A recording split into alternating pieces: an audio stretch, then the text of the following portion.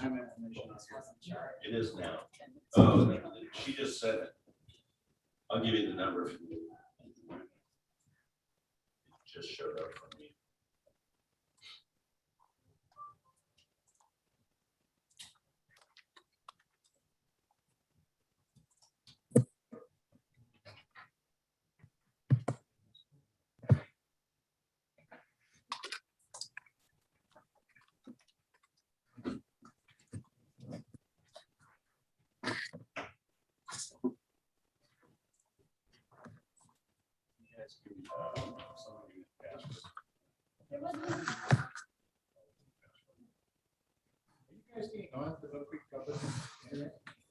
Yeah, that's what I'm Their microphone.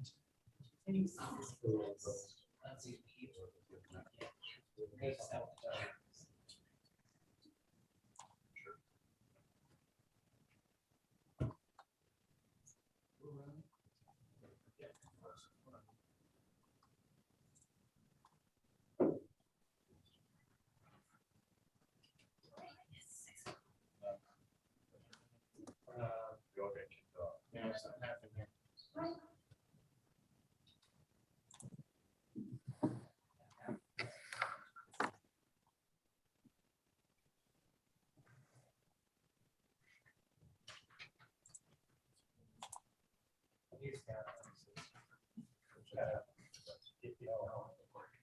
Welcome everyone. We'll give everyone just a moment to log in. Is everyone's laptops lowered?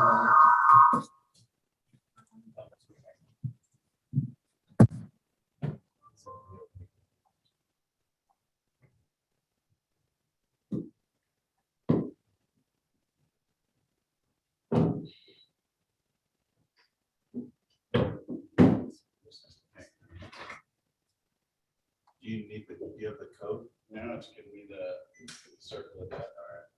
Just. So, okay, let me see if I can go to the website.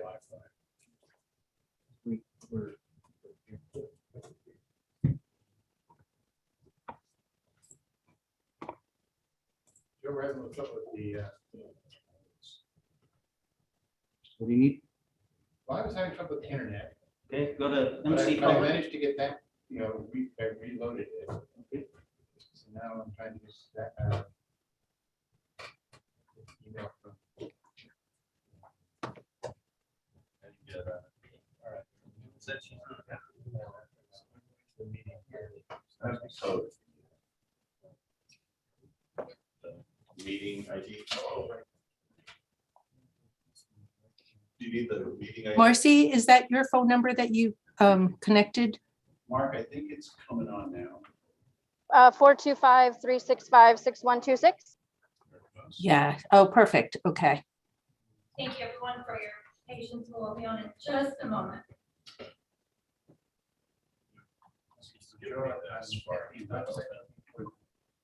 Log in. There it is. Technology.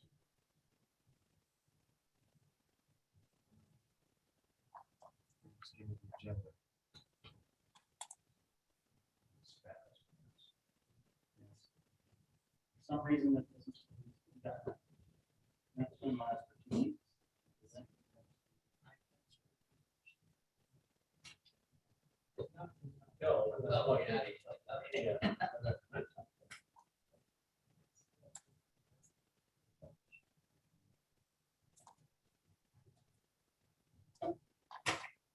Oh, Maggie. Maggie, can you tell me your phone number, please? Yeah. Did I lose her again? I think she disconnected from the video call just because, yeah, she wasn't able to get the audio working, but I think she's trying to call in right now. Okay. I do have a phone number here, but I'm not quite sure if that's her. That's all.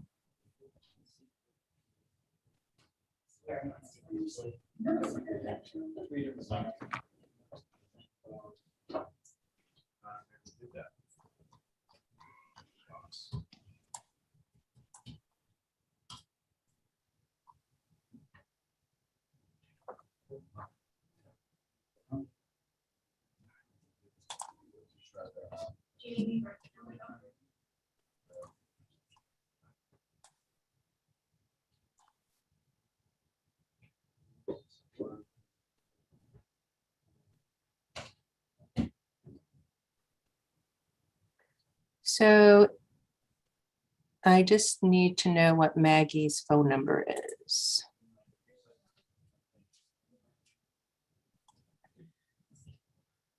Yeah, before you. I think she's the 864 area code number.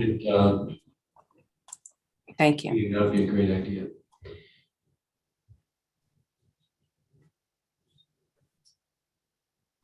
Thank you everyone for your patience. Thank you everybody. Almost walked on technical issues tonight. Hello, Naomi. I'm connected now.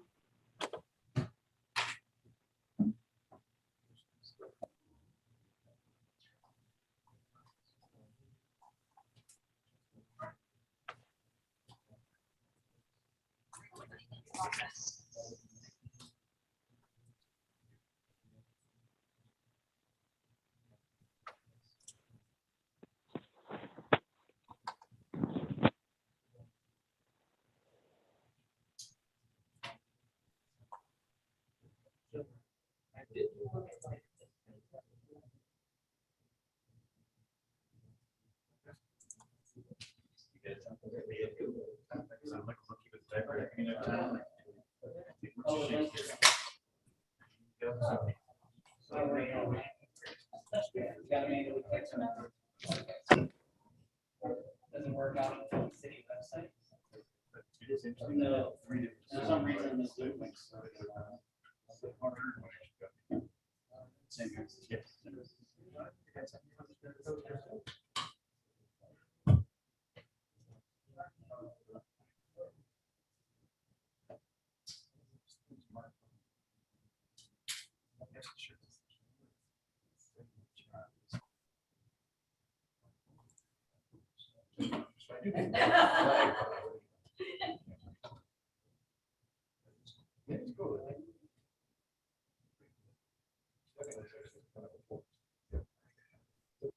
I am in front of the forest. You and Vince get good backgrounds, but I get the American flag.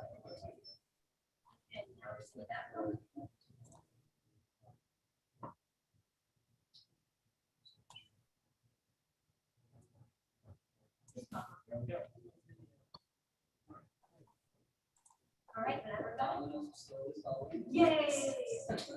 All right, is it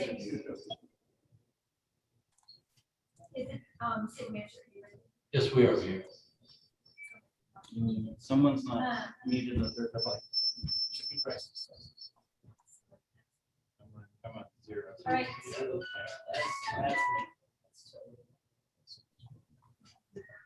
All right, let's try to get this started. Thank you. I would like to call the September 7th, 2021 meeting to order. And let's start with the Pledge of Allegiance. Councilmember Bond, would you join us with the Pledge of Allegiance, please? I pledge allegiance to the flag of the United States of America and to the republic for which it stands, one nation, under God, indivisible, with liberty and justice for all. Thank you. Roll call, Naomi? Yes, Mayor Holtzclaw, Mayor Pro Tem Vanel, Here. Councilmember Bond. Here. Councilmember Cavallari, Here, Councilmember Steckler, trying to unmute. Cannot unmute, but I'm here. Councilmember Briles, Here. and Councilmember Morgan. Here. Mayor Oswald said that he was going to be on vacation this week, so we'll have a motion to excuse Mayor Oswald. Motion to excuse. Seconded. I have a motion and a second. All those in favor? Aye. Any nays? Any abstentions? Motion passes. Next up, we have audience communication. I see that Will is here in person. So we'll start, and then I'll see if anyone online wants to go after you. Name and address. Right, Will Nelson, 14925 29th Drive, Southeast Mill Creek. I need the fire district, Sonoma Regional Fire and Rescue is going to put a levee lid lift on the mallet in the fall. I was too late to get in to write the con statement. Another guy will be doing that. But I'm going to campaign against it. Considering we've had some success in the past, I think we have a good chance of defeating that levy. But some factoids for you, if you're interested, and it would be of value. Prior to the Great Recession, tax receipt increases for Fire District 7 were averaging over 10% a year. After the Great Recession, they're averaging over 8% a year. I think the number was 8.4%. Since the COVID pandemic, the Sonoma Regional Fire and Rescue, can't remember that name, their increase in tax receipts seemed to have dropped to 3.4%. And with the merger of Lake Stevens, although it's not an apples and apples thing, it's apples and oranges, it appears their revenue increases from tax receipts have decreased to 7.4%, but we'll need another year to see how that pans out. Plus what Brightwater gives them, plus what we give them, and plus what the third one is insurance company reimbursement for ambulance service. I have no idea what's going on in your contract talk, so I don't know if this is going to help or hurt or be indifferent to the city's endeavors, but that's what we're going to do. Thank you. Thank you, Will. If anyone online would like to speak, I will see.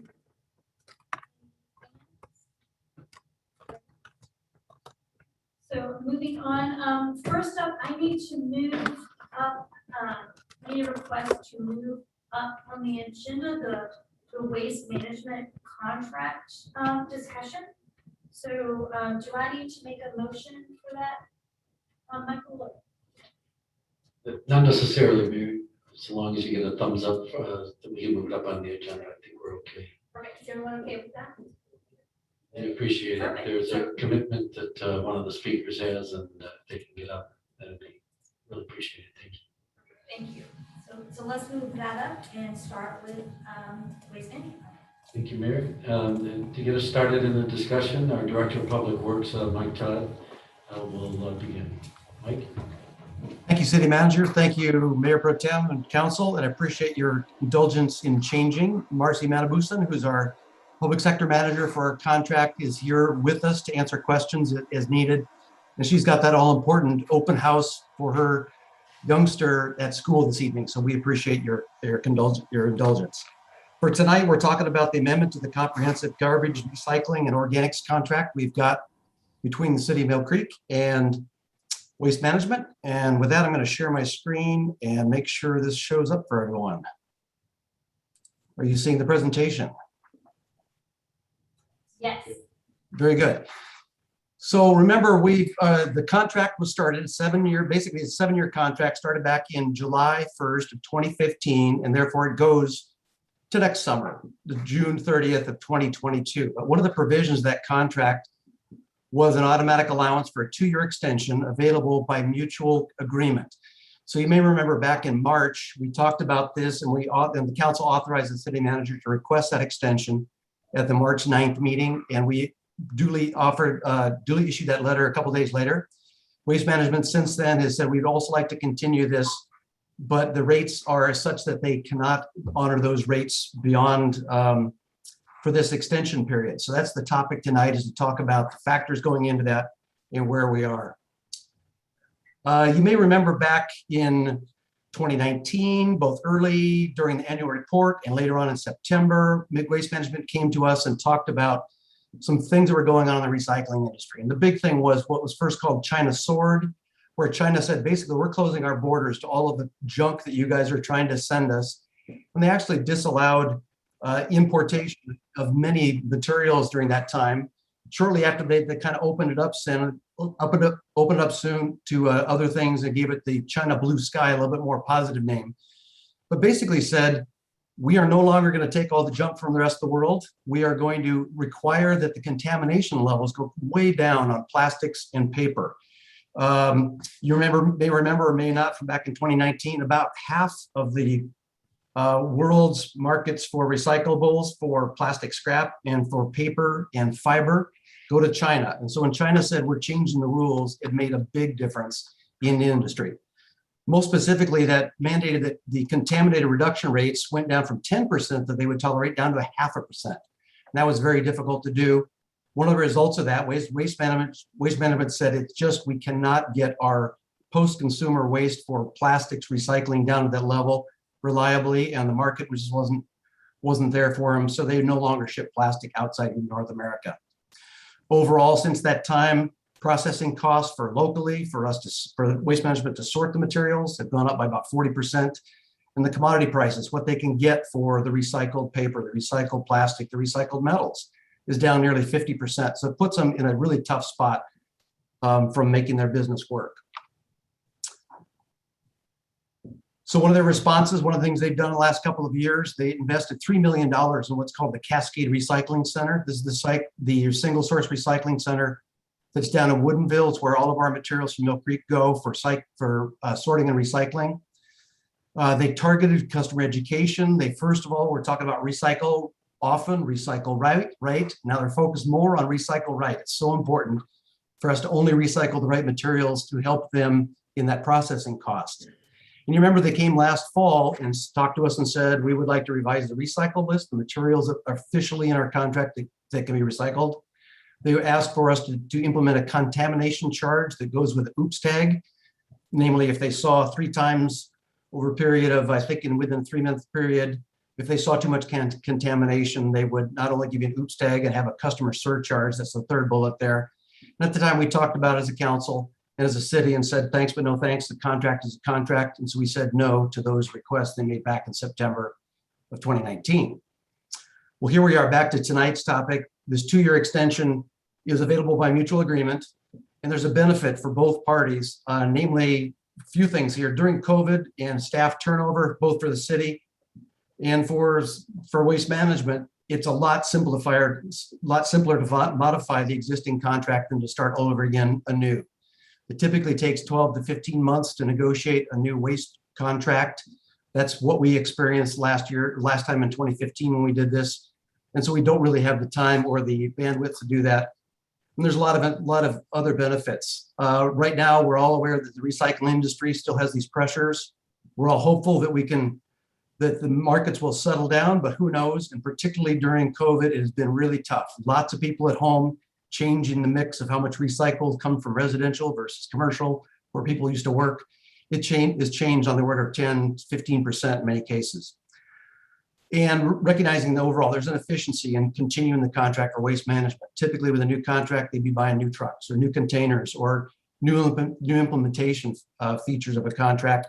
So there's an efficiency for them as well in extending this contract for another couple of years. So we sat down and talked to them and said, please analyze your costs. Tell us what it really costs, sharpen your pencil, do the best you can to look at what is the best rate for a new rate for the contract period, extension period from July 2022 to June of 2024.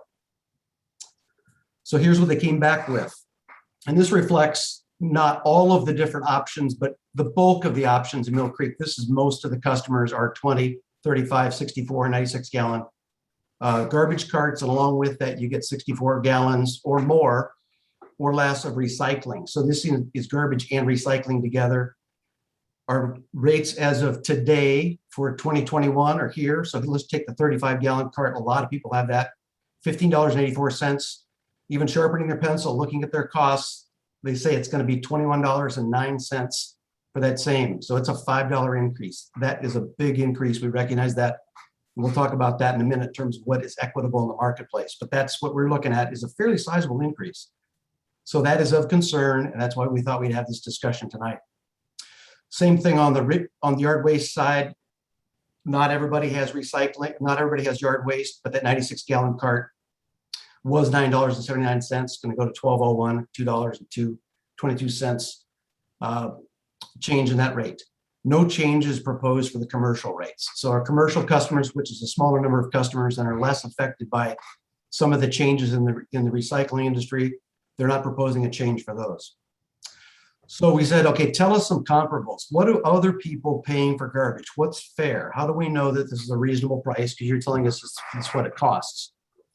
So they came back and gave me 3 different comparables here, and I'll talk about these each in turn. We'll spend a little bit of time on this slide and we'll summarize on the next one.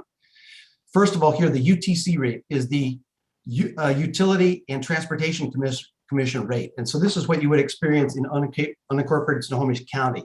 And the way those UTC rates work is that Waste Management provides their proposed rate structure and their costs to the UTC, and the commissioners look at that and say, what is reasonable, what is fair, and they come to a reasonable and fair agreement. And so that is the price that's currently in place in the UTC territory that's unincorporated Snohomish County. So across the border, that's what people are paying. So you can see where we've got 2109, they're 2464 right now in the county.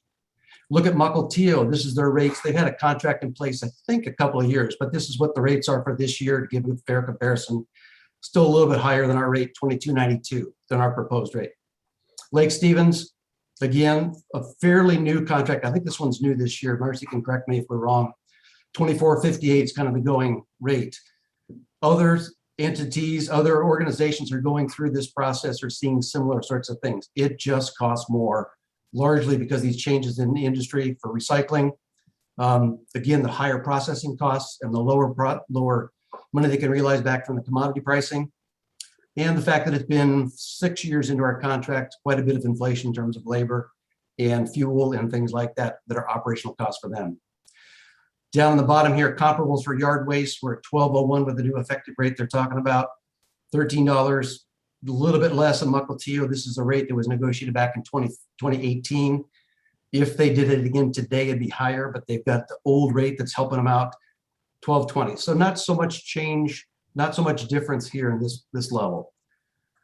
Kind of recapping that, if you look at the calculations for all those, extension rates are between 2 and 19% lower than new multi-year contracts for local cities, newer multi-year contracts for local cities. Again, Lake Stevens, Mukilteo, and that UTC rate, 11 to 19% less than the UTC rate.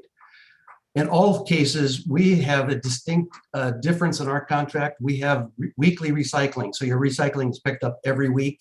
And in those other 3 entities, Lake Stevens, Mukilteo, UTC, and frankly, many other contracts around the region, most people have recycling every other week. So that's an extra cost for Waste Management, and that is included in these prices they're giving us. So bottom line there, reality, the rate increases reflect the major changes in the recycling industry, 7 years of inflation.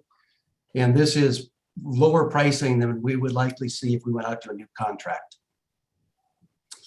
So the proposed new steps would be for us to accept that rate increase in return for the 2-year contract extension. And that's the main thing that our customers will see that will impact them. If we went forward with this, the protocol in the contract is that new rates are communicated to customers 45 days in advance. So it'd be 45 days in advance of July 1st, 2022, they would see this rate increase and it would be in effect July 2022 for that year. We also think it makes sense for us to continue to work on collaborating on things we can do to help them with their Recycle Right program, help them reduce their processing costs. That helps us, helps the environment, helps our customers, hopefully keep our costs low in the future when we go out to negotiate a new contract. So we'd like to collaborate with them through our social media, through our web connections, et cetera, and locally through the help, hopefully from the help of local newspapers as well. We are not proposing a change in the recycle list in the contract, although they would like to reduce that. It's just kind of confusing at this point and it's not really stopping us. The recycle rate is more important for us to do that. And they're foregoing that contamination charge idea. Other cities where they've implemented that, it does come into play occasionally, but not that often. But it is not worth confusing this contract at this point. So they're not asking for that contamination charge. If people say, geez, that's $5 more than I want to spend, they can say, well, okay, is it time to think about a smaller cart? Many of us have gone from 35 to 20 or from 20 down to 10, and you can save $3, $4, $5 a month by doing that. If people are finding that they have a better opportunity to recycle, the recycling cart size can go up at any time, and there's no charge for that. So as much as fundamentally recycling is not free, and that's a message that needs to come across to people, recycling right is important. And the way our structure is right now, it benefits people to recycle as much as they can, so long as the materials that are the recycle right materials, and reduce the amount of garbage that's going to landfill. So the recommendation from staff is to adopt a resolution authorizing the city manager to execute an amendment to the contract that would extend it to 2024 and amend the rates as proposed. And those would be starting in July 1st, 2022. And with that, I'll stop talking and take questions. Thank you, Director Todd. I have Councilmember Cavallari and then Councilmember, followed by Councilmember Stegler, are up to ask questions. Thank you, Mayor. Thank you, Director Todd. Good presentation. I remember you sat on this council when we had this discussion a couple of years ago, so I'm sure you're quite familiar with it. Back then, I, along with the rest of the council, really took a hard line stance with an increase that they were asking right in the middle, I guess the bulk of carrying out of the original contract. And but looking at the evidence today and the comparables today, I can see that parties got together and really collaborated to find a nice in-between. I think the rates at this time for the extension, let's make sure we're clear about that, this is for the contract extension, are fair and equitable with everybody else and what they pay. So we can't help that inflation has hit us. We can't help that the Chinese government is charging more for their product. And we certainly can't help that fuel costs have gone up exponentially. It's just the nature of the beast. This is a fair deal all the way around. You guys did good work. I appreciate the 2-year extension. It gives us a chance to reset and have a dialogue with Waste Management and hammer out a long-term deal once again. So thank you everyone involved for being pragmatic enough to bring this one to the table. Thanks. Councilmember Stegler. Okay, I have a couple of questions, Director Todd, and a little bit different opinion than Councilmember Cavallari. When the extension came to us on the council, the 2-year extension was requested, we all kind of scratched our heads and go, they're requesting a 2-year extension. Sure, we'll extend the contract 2 years. There was no request in there that we'd like a 2-year extension and higher rates. It was just, we want a 2-year extension. And we said, sure, we're fine with that. Well, what we have now is a 2-year extension with higher rates, and I understand why you need to raise the rates. My question is, though, we are valuable to them in that we're not a new customer, so they don't have to buy new trucks. They don't have to set anything up. We're the extension of an existing contract. To me, the value of holding on to us is important to them, as is important to us to hold on to them so that we're not having to deal with a new vendor who is going to charge us for the cost of buying trucks and everything. So I guess I'm not as enamored with a 2-year extension if there's significant rate increases. Because my guess is after 2 years, yeah, I highly doubt that they're going to give us a decrease. And even unlikely that they even might keep it flat. They're probably going to give us another increase. So I think the value to us would be, if we're going to take a major increase, I would want much more than a 2-year extension. I'd want a 5 or 7-year contract, because that's when those increases become more valuable, as years down the road, when it hurt for the first 1, 2, 3 years, but in year 4, 5, and 6, it actually was a pretty good deal. You said, for example, Montevideo had a rate that was really good right now because they negotiated a long time ago. That's the value of a long-term contract. The rates are better. So I'm not in favor of a 2-year extension and a significant rate increase. I actually don't have a problem with rate increases. I think I kind of get it and totally expect it. So my opinion is the rate increases are over here. I don't have a problem with that. I have a problem, or my concern is with just doing a 2-year. I'd rather do a longer contract. It's very important to me because I think the 2-year will give us another rate increase in 2 years. But if we have a longer contract, we can assure our citizens of these rates for a longer period of time, rather than the risk of increased rates in years 3, 4, and 5. My other question I have for you, just a point of clarification on the yard waste, and I have to compliment you on this report, and I read through it prior to the meeting. Lots of great information, so it allowed us to come prepared. In the yard waste clarification, that's a weekly fee. Do they charge that to us? Oh, pardon me, go ahead. It's monthly fee, Pardon me. monthly for weekly collection. Pardon me, it's monthly, I said weekly. But it's static. What about those months when we don't use our yard waste around here, where it's soggy, wet, the lawn doesn't grow, we never go outside, we never trim anything out? I spend months where I never push that little green dumpster to the street because I don't cut anything or do anything out there. And I know in the past, they used to reduce it during those months. So I think November to March to 2 visits a month as opposed to 4 visits a month, and they reduced our fee. Is that part of this contract, or is this contract 4 weeks a month, static monthly fee? This is reminiscent of the discussions we had back in 2013, 2014, when we got into the contract we're looking at now from 2015. There were some of us on council at the time who said, geez, do we have to have recycling every week? Or could we have the yard waste going away in the winter? And what we got done with was we said, we really wanted to have all 3 features every week year round. And so the contract is formed with that kind of pricing in place. What you're talking about is definitely if we negotiate a new contract with this hauler a couple of years from now or immediately, or go out to bid, we could sure look at those kinds of other options, but this contract is priced based on the assumption that, yeah, they're going to show up every week. They'll take the green container if I put it out every week, but if they're going to skip Steckler's house quite often in the winter, they've kind of figured that into their costs. So what you're talking about is changes to the contract. So again, this is back in section 1 of the contract. It had this one easy extension by mutual agreement. You're right. It would be great if prices had not gone up and the world of recycling had not changed. We could have said, yep, sounds good. Let's just go on. They came back and said, we really can't do that. But to open it up and talk about other things like more years, I think would open the whole contract. Now, I've said a bunch. I'm putting some words in the mouth. I'm going to call on Marcy Manabusan to see if she may not have the authority to go too far on this, but I'll let her fill in for her experience in working with other contracts for other cities and kind of talk about the process. Marcy, go ahead.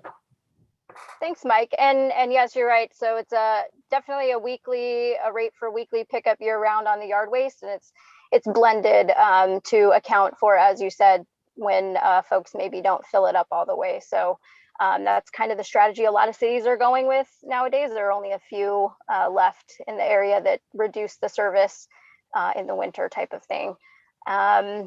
As far as some other cities and other things that we've experienced lately, so I'll just talk about city of Marysville, where their contract was expiring this August and had a 2-year extension available, and we proposed rates for that as well, which came with a much higher increase than we have here tonight. And the city decided to do an RFP for a new contract instead. Waste Management was the only bidder, the only responder. And so we went back to the extension there as well. So Duval, I had the same experience last year. They did an RFP and Waste Management was the only responder for that contract as well. And then just recently in Kirkland, we're seeing that too, where Waste Management's the only responder on an RFP. So I was able to negotiate directly with the city of Lake Stevens a new contract. And like Director Todd said, that contract started this year. So that's very, very current, very recent pricing for the market. Councilman Stickler, you do the question. If I could just add one quick, so question to Marcy is there a possibility of the rates that you're discussing with a longer extension than 2 years? That's a great question. I wouldn't be able to say yes or no now. I'd have to go back to my team and talk that through. I think, there might be some other things that we might want to look at if we did something longer term. Some other terms that we, need to look at to reflect some of the newer contracts. And I can share some of the newer contracts like a Duval or Lake Stevens, especially that have some different terms. We would want to look at how the CPI is adjusted every year and using a different index, but possibly contamination and going back to some of those things with recycling. So, I wouldn't say no for sure, but I'd have to take that back to my team. Councilmember Briles and then Councilmember Cavallari. Thank you. A number of my questions have been answered already, but one that I had maybe for Director Todd. In this case, is 7 years a typical length of waste removal contract, and is 2 years a typical contract extension? Is there any historical reason why this contract was specifically this long negotiated back in 2014, 2015? What I remember from back then was they're typically 7, 8, 9, 10 years was my recollection, but Marcy could tell us what's kind of the experience right now. So Marcy, go ahead. Yeah, I'd say that 7 years is on the shorter side, and typically they're right in that 7 to 10 year range with one, maybe two 2-year extensions, because then things start to get out of sync again, and you need a new contract. Okay, thank you.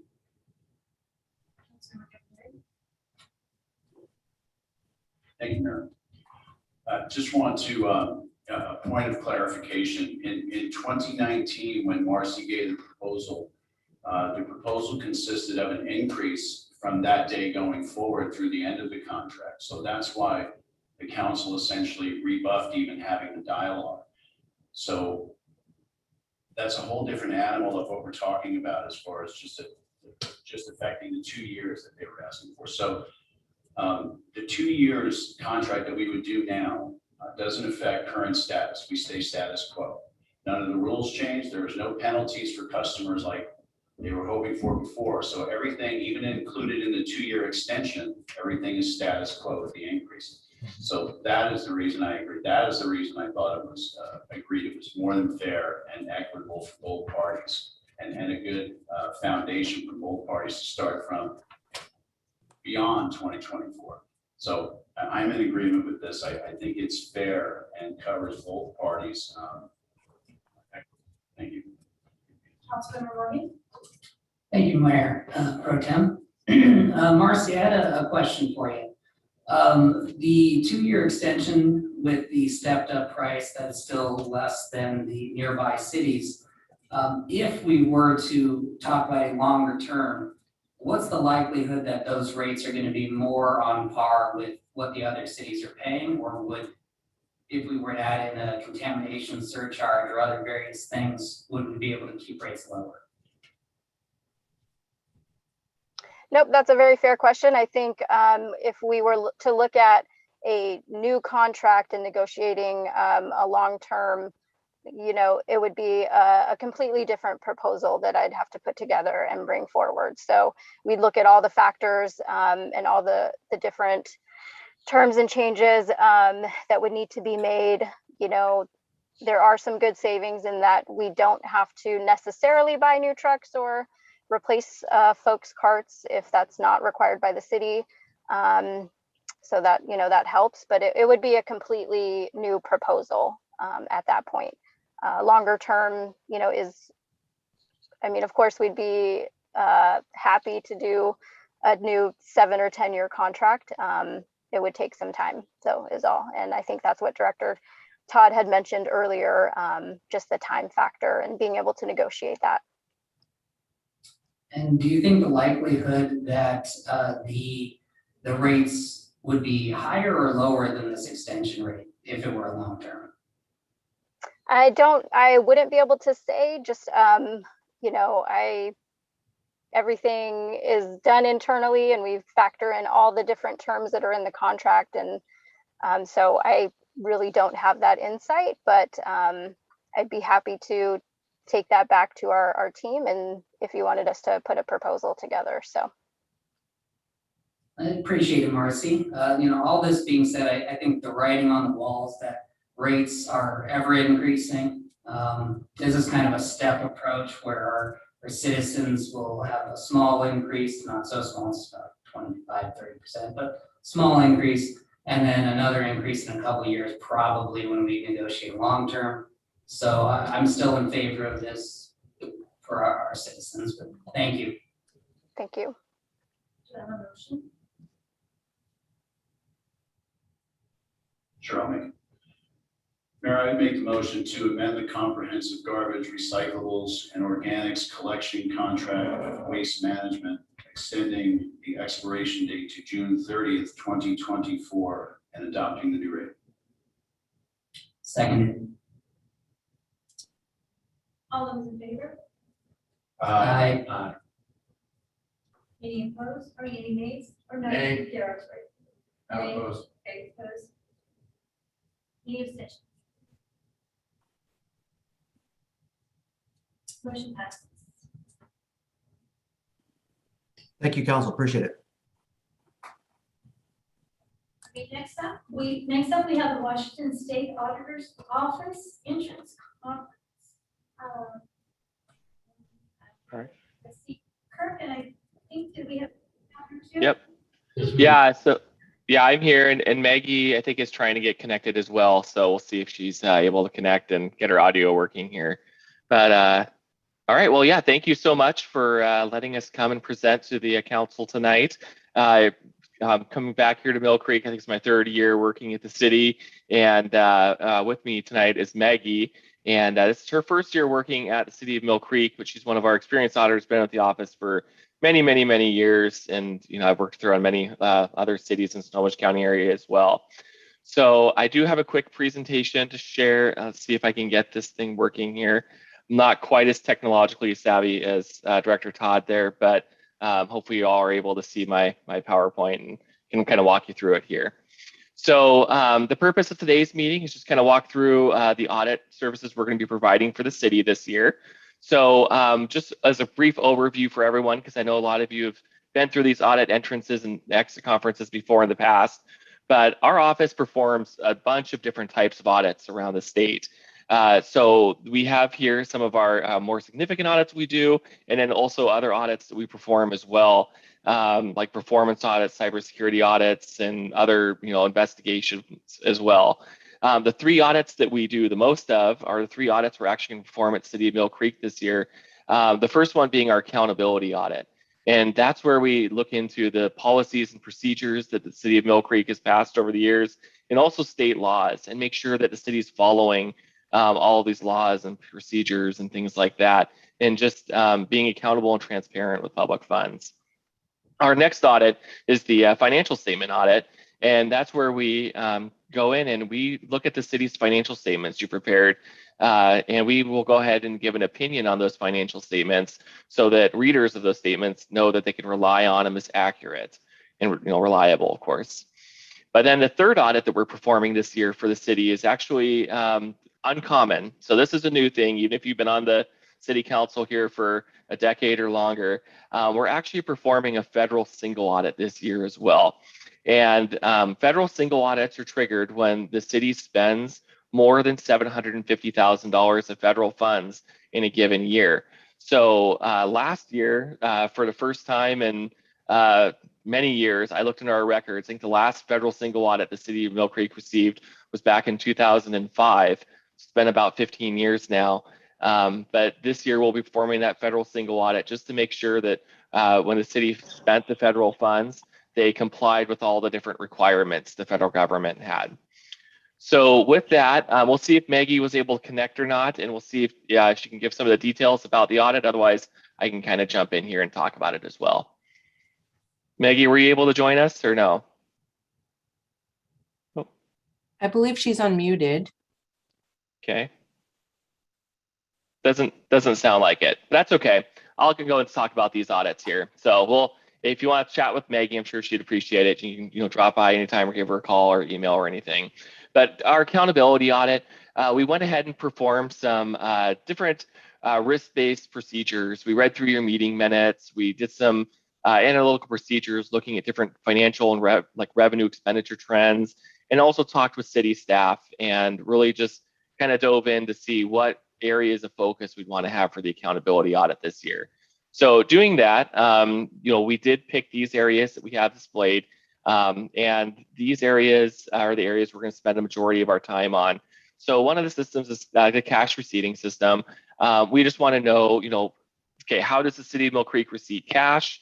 where are all the different locations the cash is receipted, and how does the city make sure that it has adequate internal controls to get that cash and deposit it, into its bank accounts timely. We also want to look at the way you safeguard public assets. So, and not just your capital assets, like those big significant things, but also all those items that are around the city and city property that, have a tendency to kind of walk away if unmonitored. So those are the things like, computers, tools, small equipment, things like that. Anything the city has defined as small and attractive or that's sensitive, we're going to want to know, how does the city safeguard those items, and how do they make sure that they're protected from misappropriation or loss? Other areas we want to look at this year is obviously credit card expenditures. It seems like every year different governments around the state are always reporting losses to our office related to fraudulent credit card expenditures. Those are both internal losses and external losses, of course. So we'll take a look at the city's controls over its credit card expenditures, how those are reviewed timely, how you'd follow up on any questionable expenditures timely. And then a couple other areas we wanted to look at was just some of your IT security policies, looking at user access to all the different software systems and financial information, just making sure that the appropriate people have the right access to your systems, and maybe people who have left employment with the city have been removed from having access to your systems. And then the last two areas we wanted to look at too is related to your self-insurance for unemployment. This is an area we're required to look at least once every 2 years. So it's been a couple years since we've looked into this, but we just want to know and see, kind of make sure that since the city does self-insure for unemployment compensation, how do you make sure that you're adequately funded, and how do you look at those claims, things like that. And then financial condition, obviously, COVID-19 pandemic had a big impact on the city last year. We just always want to check in on that, see how that affected city's revenues and expenditures, and just check in on the financial condition to make sure there's no significant warning signs. So with that, that's our accountability audit. That's one of the 3 audits we're going to be doing. Before I move on, does anyone have any questions about these areas at all that I can help answer right now? No? Okay. All right, we'll go and move on. I don't see any questions. If you have any questions at the end, we can definitely talk about them then too. For the financial statement audit, as I mentioned before, is we looking at last year's financial statements, so 2020 financials. And we just want to make sure, really, like, there's 2 big areas of focus for a financial statement audit. One is at the end of the audit, we give our opinion on your statements. So we do audit the financial statements. The city prepared them in accordance with the regulatory basis of accounting using our BARS manual. And so what we do is we audit the statements, make sure all the numbers are accurate, assuming everything's accurate and they can be relied on and they're materially correct. Then in that case, we'd give our clean, unmodified opinion. And that tells the citizens, that tells your bonding agencies that these financials are accurate. As a bonus to that, because we audit in accordance with generally accepted governmental auditing standards, we also not only just give an opinion on the financial statements, but we also take a look at your internal controls on how those financial statements were prepared. So we don't give an opinion on the internal controls, but we would be required to talk to you and report any significant deficiencies or material weaknesses in internal controls as well. So we have a separate report that would cover that as well. And then also we would also report any non-compliance or anything like that with state laws or grants or anything like that. Would report those in the internal control report as well. The federal grant compliance audit, as I mentioned before, the unique one for the city of Mukilteo this year, or city of Mill Creek, I'm sorry, this year, is that we're going to be looking at those federal programs, and we're going to be picking a program, auditing it, making sure you complied with all the different federal requirements that were out there. And we're going to be issuing an opinion on the program itself. And then same thing as the financial statements. We're also going to look at the internal controls on those different compliance areas. And again, we would be required to issue any findings if we identify any significant deficiencies or material weaknesses in controls. So as far as the federal program we're looking at this year, should be no surprise. It's the Coronavirus Relief Fund, obviously the COVID-19 grant that was received by the city last year. City has received and spent over $1 million of this COVID-19 federal funding last year. It accounted for about 60% almost of your total federal funding. So obviously that's the program we wanted to take a peek at and how you complied with all the requirements. Quick thing too, just about your communication with and how we've been in communication with the city. We did start off this audit months ago, like about a month or so ago, had a pre-audit meeting with a couple of the city staff, Laurel and Michael and Martin, and just basically talked about, timelines, things like that. Just kind of kick off the meeting with expectations and everything.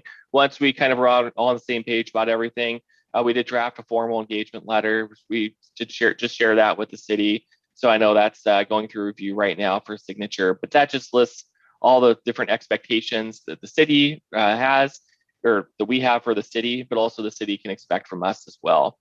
We also performed risk assessments with a lot of members of management and some members of council. So we might have reached out to you and asked for those, just to kind of talk to you and ask you a few questions about what was going on at the city, what's new, any big changes, things like that. And now here we are, we're now going through the audit and we're holding weekly status meetings. So we do hold weekly status meetings with management and just kind of give an updates, kind of where we are, if we're finding anything, any issues coming up or any questions we have. So that's what we're doing right now. And then towards the end of the audit here, we do have a management representation letter that just kind of concludes the audit, just a formal letter saying that we received all the information we requested. We had access to all the people that we needed to talk to. And, the city didn't intentionally, withhold or hide any information from us. And then after all that's signed and everything's all done and all field work is completed, we'll hold our formal exit conference. And so that's where we kind of we'll share the results of the audit with you, hopefully give you that clean, unmodified opinion on the statements and federal program. And also my goal, like obviously, I love giving clean audits. So hopefully we don't have any significant issues to share. But if we do have significant issues to share, we can talk about those and kind of give you guys some next steps for, this is how we can improve kind of going forward. At that exit conference, if we do identify issues that we need to communicate to you, these are the different ways that we report issues. Our most significant level of reporting an issue is a finding, and those are actually included word for word in our audit report that's released to the public. So if we identify a significant issue, material weakness, significant deficiency, anything like that, we would include that issue in a finding, and it would be included in your audit report. But before that gets issued, we would ask for a response from the city. So just something to the effect of, what happened and, what are the steps you're taking now to improve on that issue. The next level down we have is a management letter, and those are less significant items. They're not actually included in the audit report, but they are referenced in the audit report. So those would be items that we do want to bring to your attention. We would discuss at the exit conference. We would want to share with the city and share with city management, but we wouldn't necessarily include it word for word in our report that was released. And then the lowest level reporting we have are exit items, and we consider those like housekeeping items. Those are just minor issues, little FYIs, or maybe we see a best practice somewhere around the state, and we can go and share that best practice with the city. So we might share that with the appropriate personnel. We wouldn't necessarily include those in the audit reports or, bring it to exit conference. We just talk about it to the appropriate people. So those are our different levels of reporting. Also, after the exit conference and after all of our reports are released, if we do have a significant issue, such as like a finding or things like that, we do have a brand new tool. It's called Tracker. It's only been live for about a year or so. So I just kind of want to share what that was. But our office identified recently that we were really great at reporting issues, and we were really good at getting information out to public saying, here's the issue we identified. But a lot of times if we did report a finding, the public couldn't see the steps that the city takes to correct issues identified until maybe a year later when we perform our next audit. And so what Tracker is, it's a tool that allows the city to log in and provide live, like real-time, up-to-date responses and updates to its citizens on our website that would basically say, yes, that when the auditors did their audit, they identified this issue. We agreed with them. It was an issue. We messed up. But right after, as soon as we were informed about it, here's the training we had. We stopped this practice immediately. Here's the steps we took to really address that issue. And then 3 months later, you could provide another update. Now every employee at the city is aware of this, and everyone's done this training, and here's how we're going to make sure it's not happening again. That way the public can really identify, what steps the city are taking to address the issues. In addition, the other nice benefit about this too is it is a database for all the issues as well for city staff. So that way, if you have a new staff member come in, maybe not very familiar with audit histories and things like that at City of Mill Creek, they can go in and see, okay, here's the issues that have been reported over the last 5 years or whatever, and see kind of what the city's been working on over time. So really neat tool. Highly recommend using it. Just gotten good feedback so far from other entities. And then just some of my closeout information here as we kind of close out my presentation. Just some important little tidbits. We do realize we're doing this audit completely remotely now. So we don't want to be on site just because of the whole uptick in COVID counts and things like that. So we really would like to do everything completely remotely. So we do realize that could mean, giving us information that could be confidential or private. So we may ask for that information. If that does come up, please let us know, and what is the best way to transmit that data to us. We have secure file transfer services we can use, but also, since we're just right down the street from you, we're your neighbors there in the town center, we obviously don't mind going by and just picking up a box of records and taking it back to our office and looking at things there. So just let us know how we can best safeguard your confidential information if we do ask for anything. We did include audit costs. We had an entrance handout that was prepared and sent out to Michael, Martin, Laurel this morning. I believe they have sent it on to every member of the council as well. So that handout covers everything I've been discussing so far today, but also includes audit costs and other information as well. So that all the information is in there. We also have an audit dispute process. Just wanted to throw this out there as well. If for any reason you find that maybe Maggie's not listening to you or I'm not listening to you, and you just want to get your voice heard by someone else in our office, on the end of that handout that I did provide earlier today, we do have a list of all the people in our office, their phone numbers and email addresses, up to our directors in Olympia, in case you want to give any feedback about the audit process. And also another little quick reminder for you too about loss reporting. Always want to bring this up is that, if for any reason you ever at your city suspect that there might be a fraud occurring, or maybe something is going on like a loss or misappropriation, anything like that, please let us know about it as soon as possible, even if you just suspect it might be happening. The reason why is because we realize that city staff, maybe it's not your job to all of a sudden become the Columbos of the auditing world or anything, or like the accounting world or anything like that, to start investigating all these things. But we want to get involved in that and just kind of ask those questions of, what are you suspecting is occurring and what makes you think that? And okay, so we maybe kind of agree with you. Have you considered these things? Have you secured these records? That type of thing. We definitely want to be there to be of help and assistance to the city as well, right off the bat there. So please let us know if there's any known or suspected losses. We can definitely help you out with those investigations.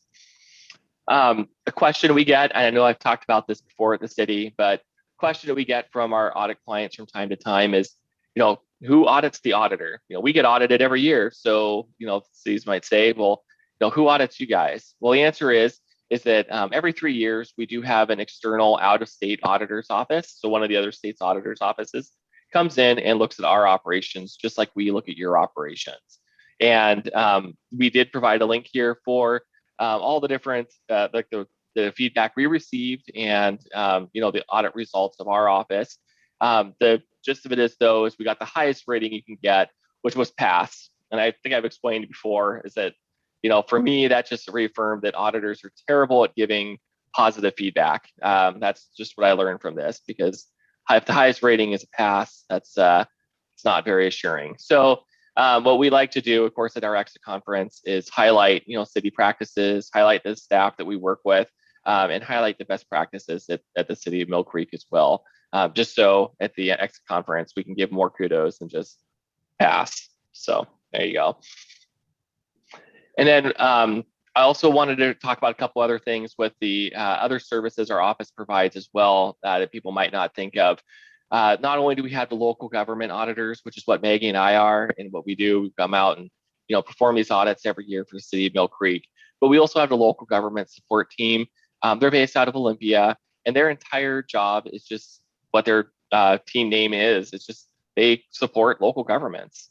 They run our help desk. So if you have any questions, you can email them. They'll usually respond within a day or so, providing any accounting guidance you might need. But they also do lots of trainings throughout the year. They've done a lot of virtual trainings, and the BARS updates, GASB updates, all these different trainings to local governments to help and assist them. And then they also assist with the online filing process as well when that deadline comes up. And we also have the Center for Government Innovation as well. And they're all about assisting governments and helping them perform more efficiently. So they're all about the process improvements and helping, just streamline operations. But they're also really good at providing resources to governments as well. They'll look at our audit reports, and if they may see that we're issuing, as local government side, they might see if we're issuing a lot of recommendations related to like credit card frauds or maybe unallowable travel expenditures or things like that.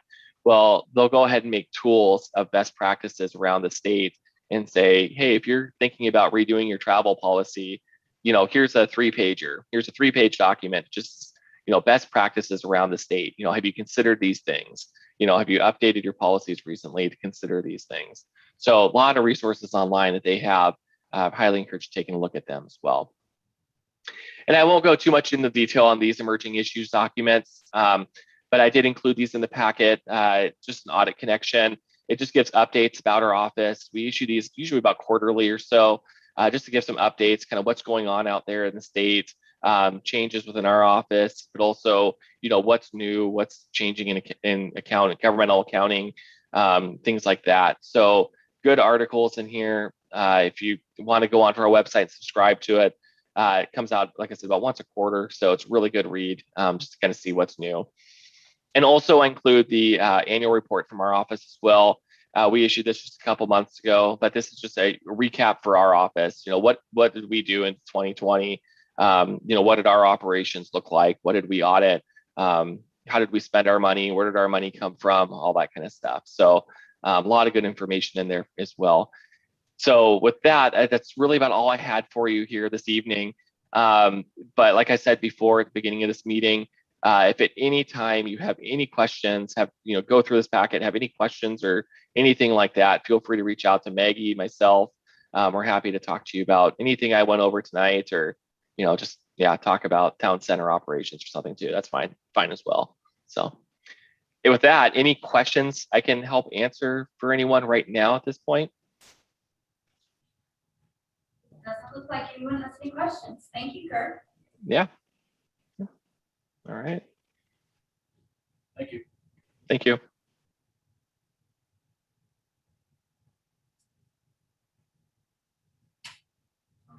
Next on the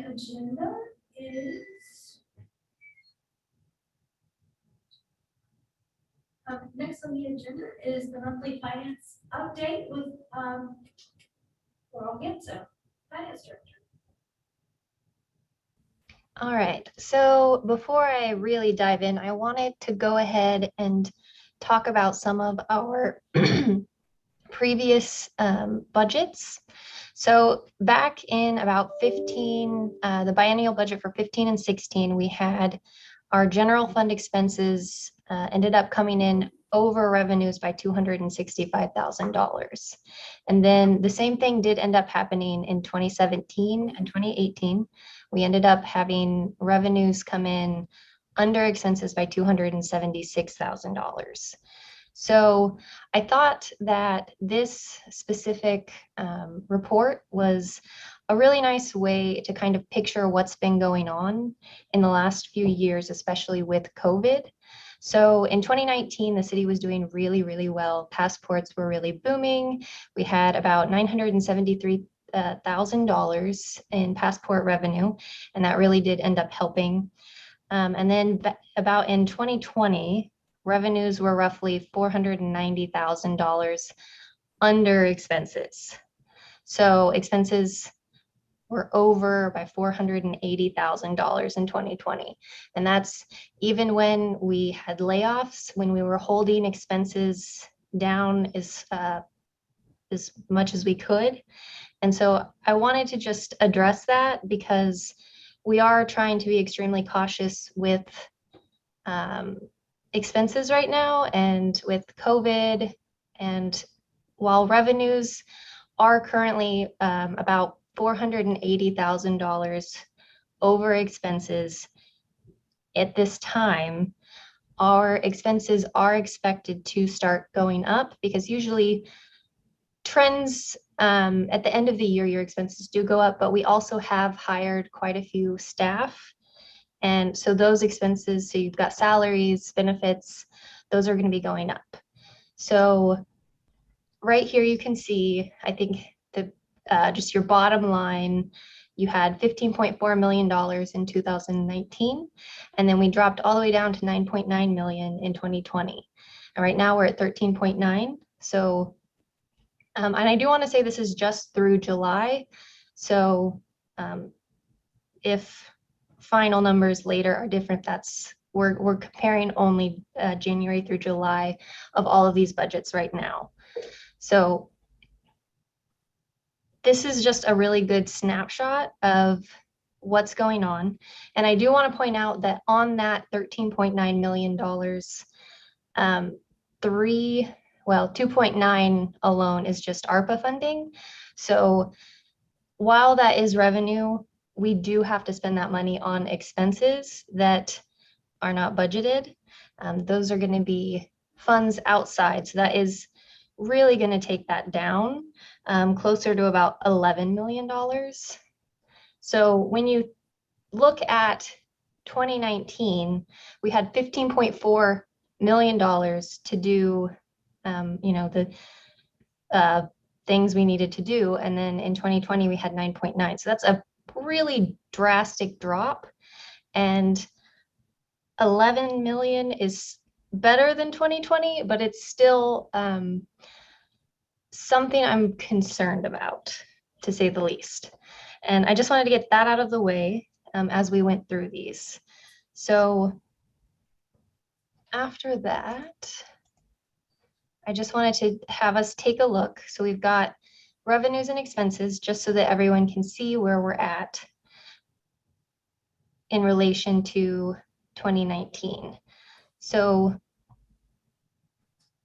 I don't want people to think that, we're just exaggerating the situation, just because if you look in 2019, we had $7.4 million in expenses at this point in time. And in 2020, we had 8.4.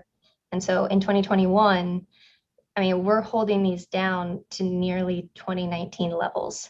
And when you think about salaries, you think about how your benefits go up, like the cost of medical insurance that the city's covering, these things do impact this. So we have to offset those costs and hold other expenses down. Okay, so we've got overall expenses. And I just wanted to throw this up here. It does show we are roughly 141,000 under budget right now for expenses. And then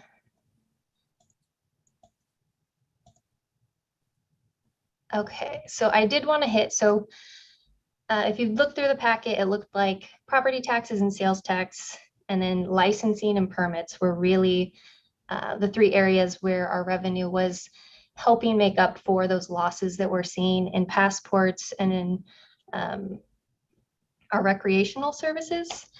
And I did think it was really interesting. We did have, let me just pull this real quick.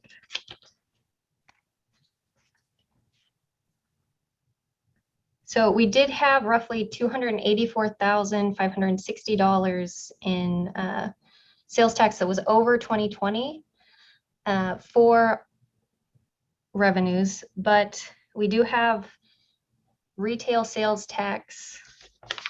I am not on the right one. Here we go.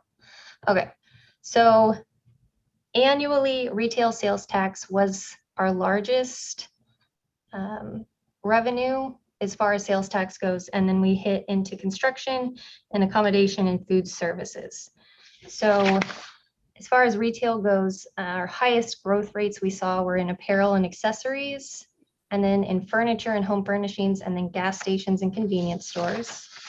And then if we went in, so this is your annual summary. So this is January through July. If we look just at July, we are roughly 54,000 over previous years. And then retail, trade, professional services, and construction are our three highest revenue producers in July. And so we do know that construction is down after it reached the highest levels that have been seen in 43 years. So we're having issues deciding if revenue from construction is going to continue the way it has been, or if it will be going down now that construction has slowed. And with that, I think I will take any questions.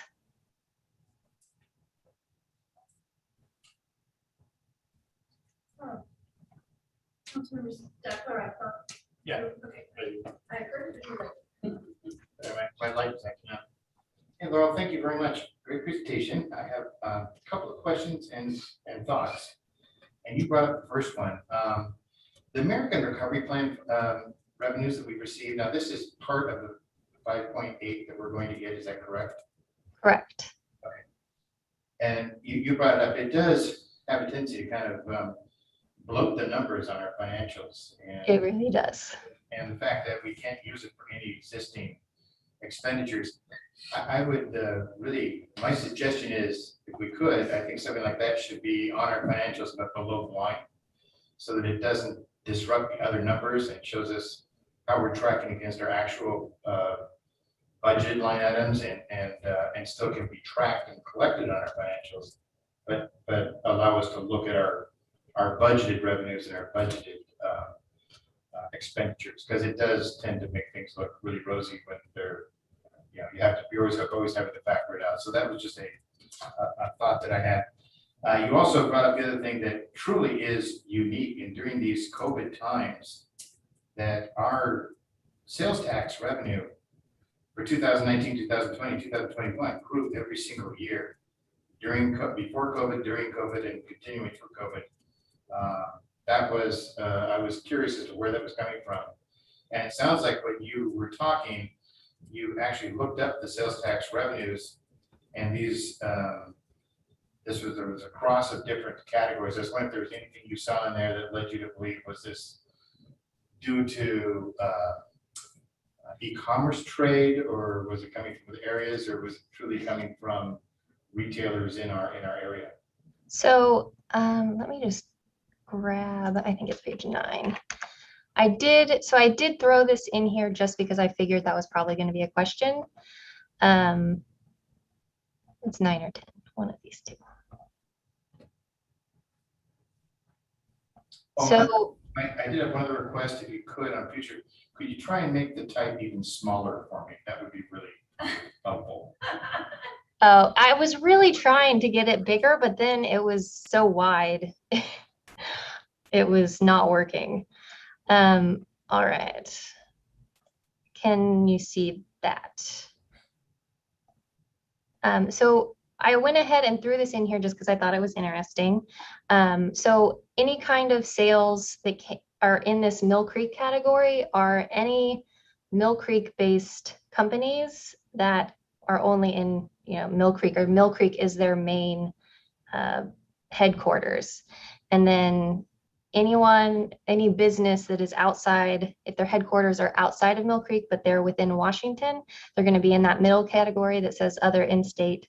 And then out of state would be any business that has headquarters outside of Washington. And I will say it would be more likely that your e-commerce would be out of state, but that's about the closest, because I was trying to figure that out. That's the closest information they have at this time. And it sounds like there have been a few different finance directors that have wanted that information. So. But like you That's a said, good question. Lowe's, QFC, Fred Meyer, all big chains. Some Mhm. typically considered out of state because Kroger and that type of thing. That's very helpful. So the small retailers continue to struggle throughout COVID and continue to need our help. That's pretty clear there. Well, what it's showing is in 2019, the small local retailers, Mill Creek only, the ones that are listed not small, just based here, have been kind of flat with a slight decrease, but not devastated by what we would have thought. Yeah, it looks like they had a little bit rougher of a year in 2020, but it does look like they came back in 2021. That's interesting. That is interesting. Thank you. Mhm. Something we want to know for how we're helping our local businesses. I had a question on page 6 of the report, which was the budget to actual comparison by fund.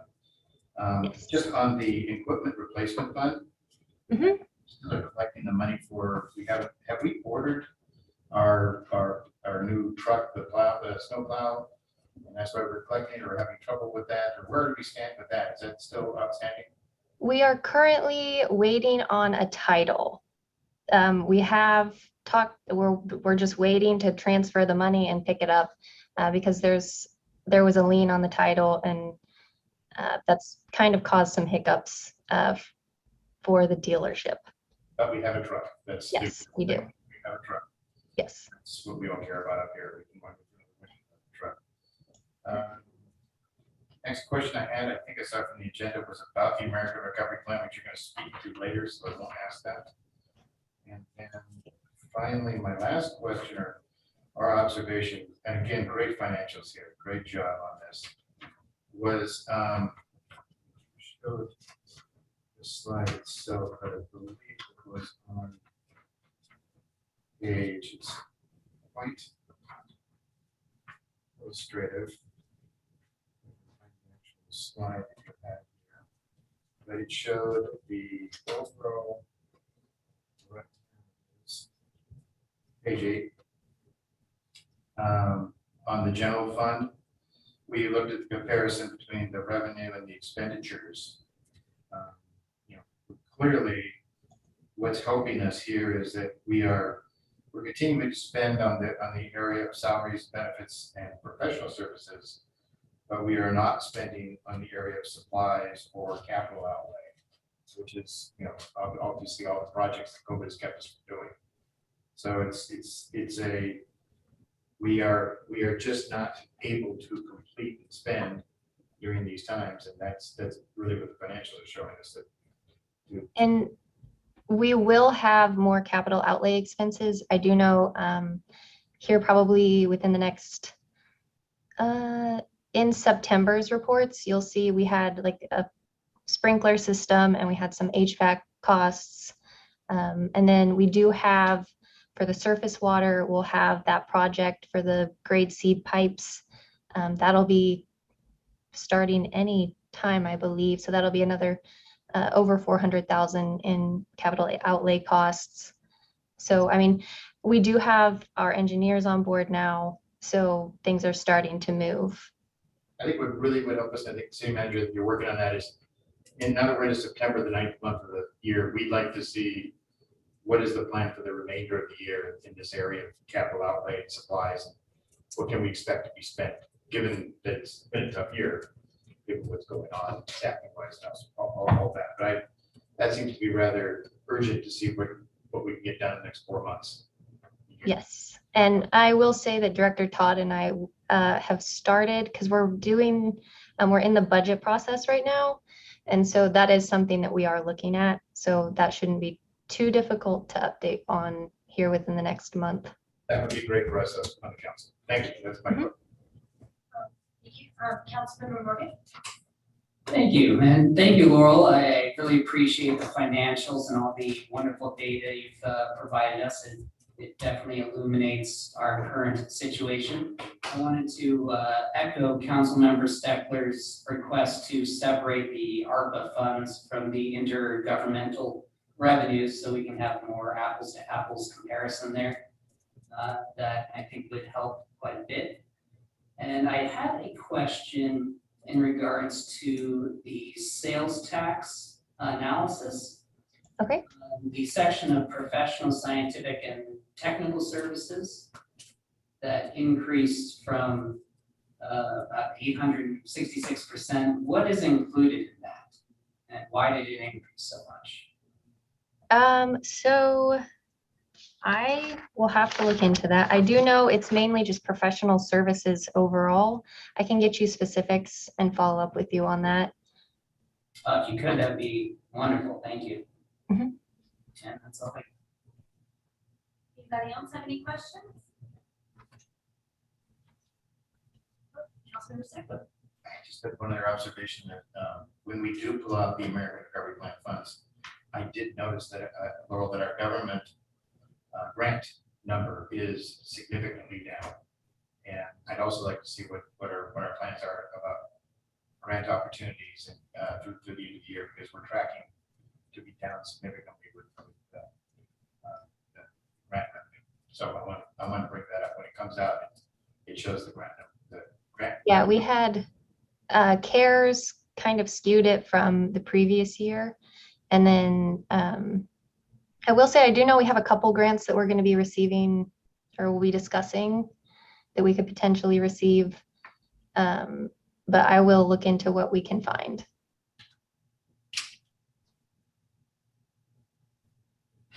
Thank you, Director Enzo, for this great report and all the work you do to make sure that we're up to date every single month on what's going on. Appreciate all your hard work. Since you're here already, next up is actually Director Enzo to discuss the ARPA fund. ARPA update. So the only update I have right now is that we did end up receiving an additional $5,698 for ARPA from other cities that did not accept funding. And that's all I've got. Councilmember Sept. So my question then, the American Recovery Plan is, what is our plan for how we're going to use this money, or how are we going to have that discussion? This is so big and so huge, bigger than anything I've seen in our city since I've been on the council. So I've mentioned it over and over, and I just, maybe we don't want to do it, but I haven't anybody respond to this comment, so I just keep asking it until somebody responds. But I really think it's critical to put together a committee on this, to sit down of different representatives from the city, the council, to talk about how is the best use of these millions and millions of dollars that are coming into our city with the restrictions that we have on how can we best utilize them. So I really think it would be a great idea to put together an American Recovery Plan committee to put together. So it's not just one person or two people or four people, a real good representation of great minds coming together and saying, how can we best put this money to use for our city? So I keep bringing that up, and I'll keep bringing it up until somebody says no, or somebody says, okay, we'll do it. But I feel that's great. Thank you. Thank you. Does anyone else have any questions? No, no more questions. Thank you, Director Enzo. Okay, next up, we have the consent agenda. City Council meeting minutes of July 27th, 2021. Do I have a motion to approve the consent agenda? So Seconded. Have a motion and a second. All those in favor? Aye. Any nays? Any abstentions? Motion passes to approve the consent agenda. Next up, we have reports. And since Mayor Holtzclaw is not here, I feel like being gone for a whole month, it's like an eternity of things to talk about. So I was trying to go through my mind. So I apologize if I do forget some things, but way back at the beginning of the month, we had the National Night Out, I believe. I just want to thank Chief Young and all our first responders and city staff for an awesome event. It was great. I know Cora enjoyed it. We had a great time. She was out there improving her time for a new PR on how fast she can get through the fire drill there. So I have a firefighter on my hands. And I just want to thank everybody. It was a very successful event. Everyone was out there and having a great time, and it's a great chance for us to come together. Also want to thank all the staff and Chief Young for his work, and the chamber for the Mill Creek Festival. I believe that was an extremely successful event as well. And thank you to our volunteers. I see Barb on here, and thank you for all your hard work to make sure that the festival goes off the way it's supposed to. And it was a very successful event as well. So I want to make sure that everybody gets acknowledged for that. The mayor and I actually had a meeting about a week ago with Dr. Saltman, who is the superintendent for the Everest School District. And we have started a dialogue with him where we're going to start getting together and building that relationship with us and the Everest School District, just to touch base so they know where we are, what things the city is looking at doing, what's coming up for us, and if we can kind of start to build a relationship with them to understand where they are as well and what's coming up. And hopefully we'll start to even have Dr. Salzman come in and meet with the entire council and let everyone know things that are coming up for the Everett School District. And I know as a parent, and school starts tomorrow, and I know not only for myself, but all the parents out in the community, as I'm out talking, everyone is excited and nervous all at the same time. So go easy on our parents tomorrow, the next couple of days out there in the community. They might need a hug. So try to be kind the next few days. And finally, I believe I was supposed to ask, maybe, see if you can remind me of this.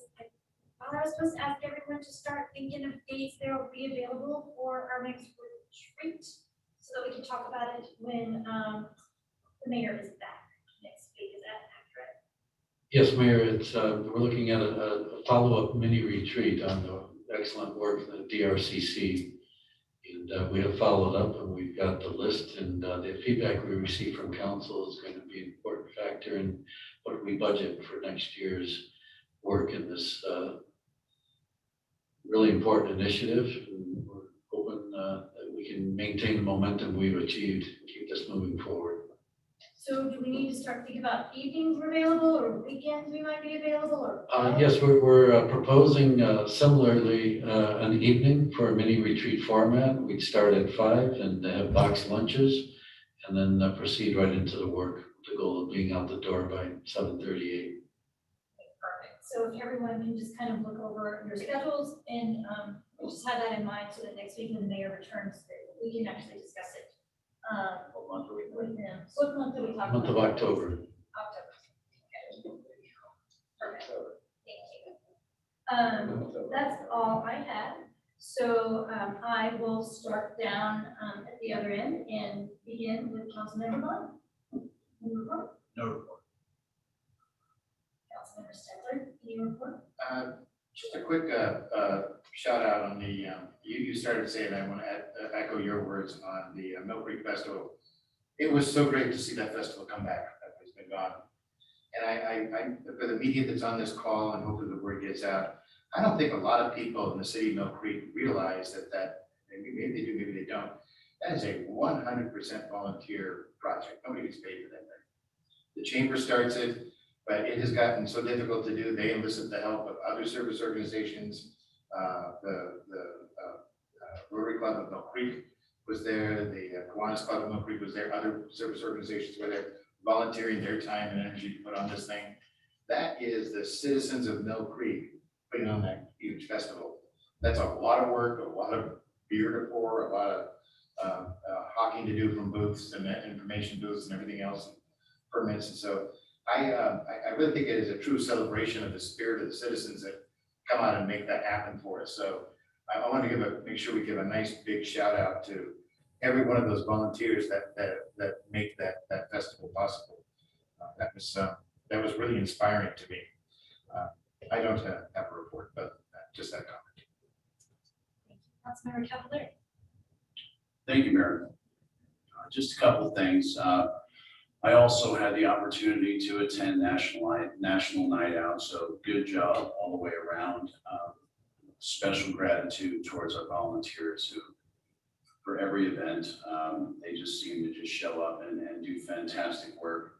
The festival, also very happy, very successful festival. I talked to the city manager about potentially doing some sort of appreciation program for those in the chamber, those in Kiwanis, and those in our volunteers, those folks that really just, they go above and beyond, and they make all these events seem to just flow so seamless that we forget that there's a lot of nuances and a lot of hard work that goes in the back scenes there. So hopefully we can discuss that at some point, how we show appreciation to these folks publicly. Next up would be just remembering Saturday is the 20th anniversary of September 11th, the attacks on our republic, the attacks on freedom. Remember that there are always people in harm's way doing our bidding, protecting us. There are also American citizens still in Afghanistan as we speak. That should never happen.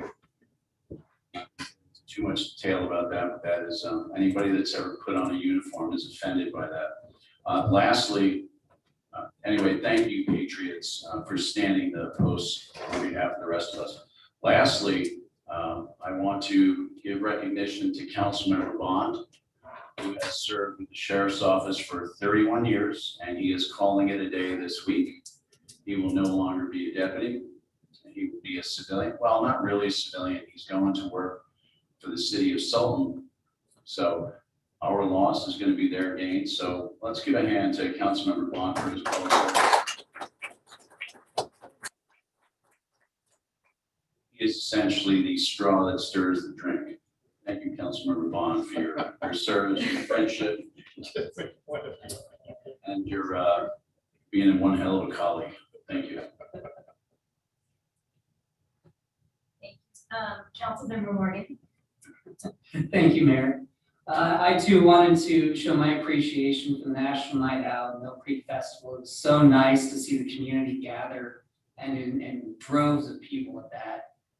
It couldn't have been done without the volunteers and the effort of our service members. So I want to thank everyone for that. In terms of reports, I attended the Snohomish County redistricting public hearing. That was in mid-August.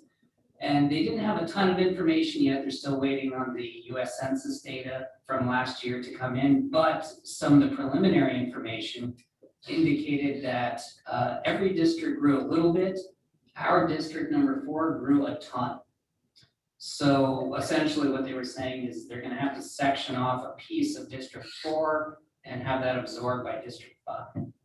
Don't know which parts, they're still working on that bit of it, but the population data shows that District 4 is too big. And that's it, thank you. Councilmember Riles.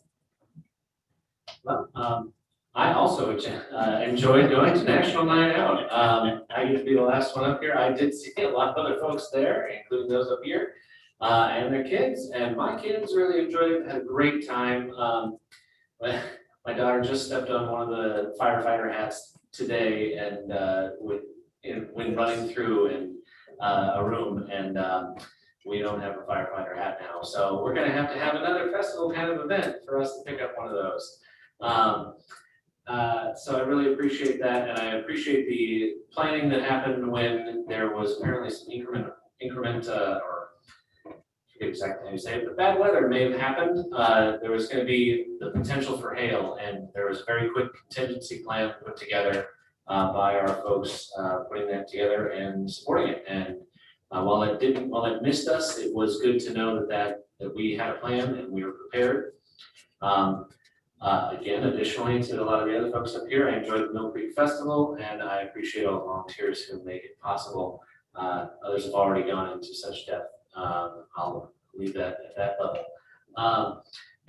Welcome back to school for everyone that is going to school.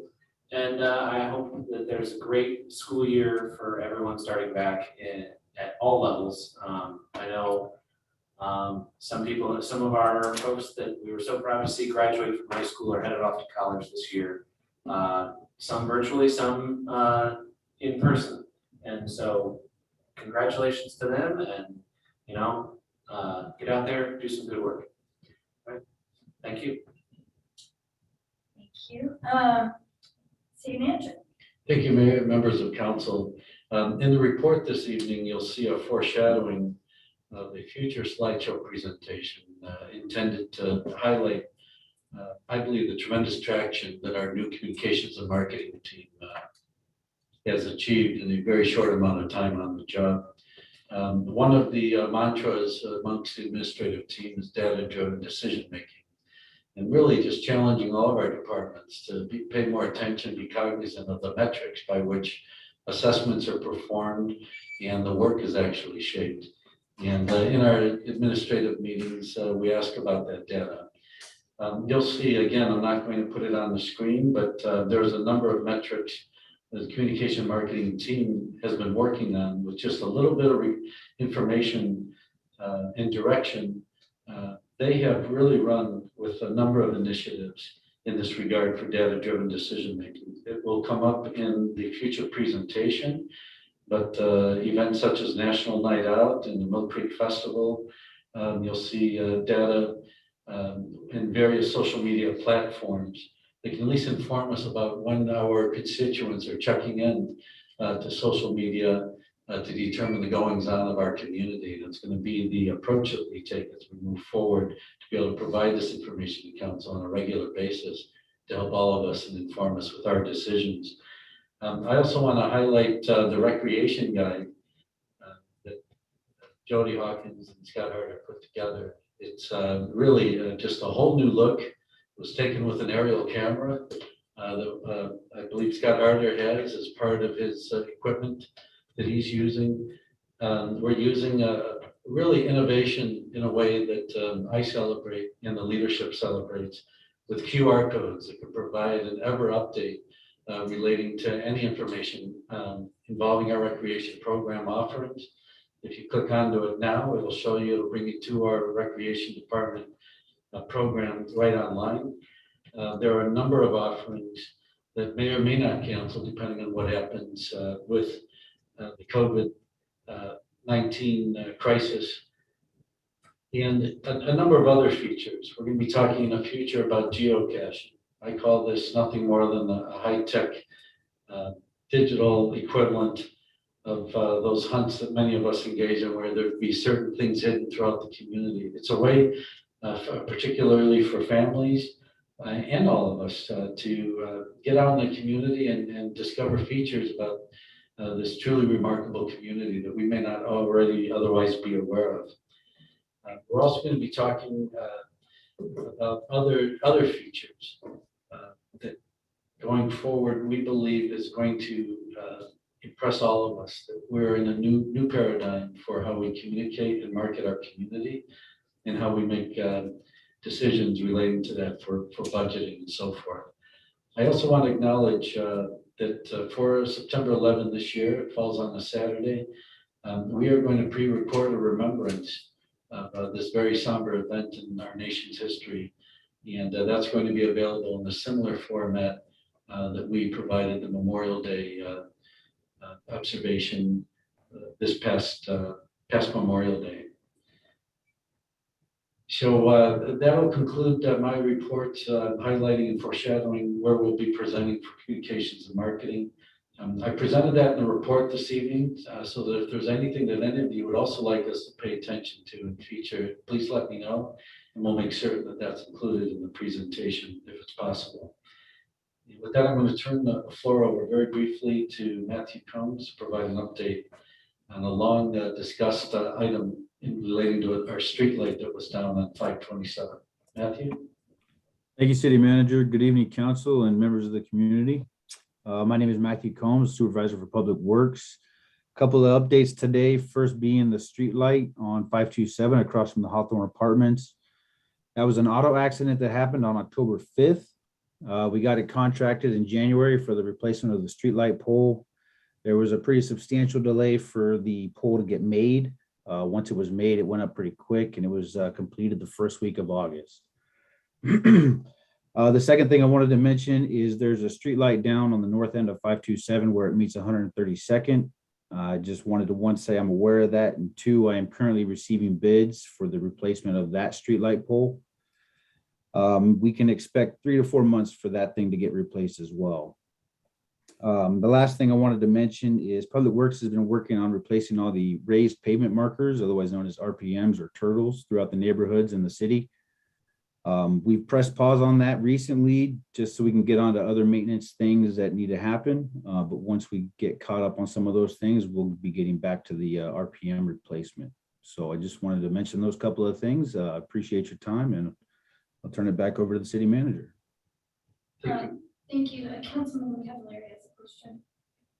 Hey, thank you, Mayor. Hey, Matthew, as long as we got you on here, I missed the Parks Board due to mandatory overtime on Wednesday.